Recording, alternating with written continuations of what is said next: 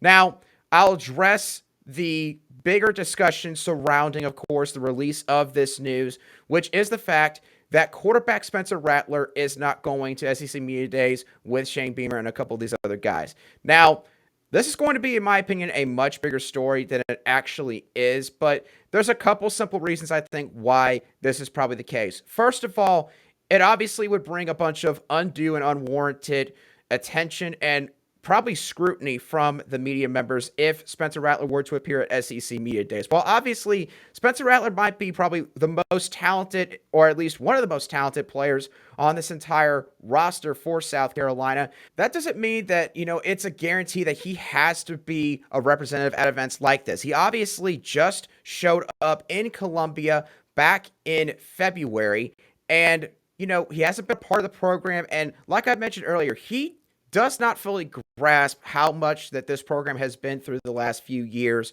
with these other guys.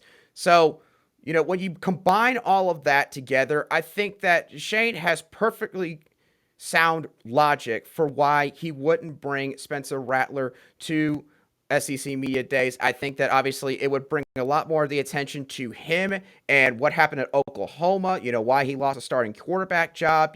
Is it true that maybe some of the stuff that was said about him as a teammate, the stuff that maybe happened in the locker room, all that stuff, it would take all the attention away from everything positive that has gone South Carolina's way for the last 6-7 months. And that's the last thing that we need to have right now. So I think that this is a very, again, smart move, a calculated move on Shane Beamer's part. And, this is not an indictment, in my opinion, at all on Spencer Rattler. I think that this is just a case, honestly, where it's probably the best thing for all parties involved besides the media, admittedly. The media members probably would have loved to have Spencer Rattler there. But, on South Carolina's side of things, I think that best of both worlds, that maybe Spencer is not there and instead can continue to keep his head down to try and stay focused and get ready for fall camp in this upcoming season.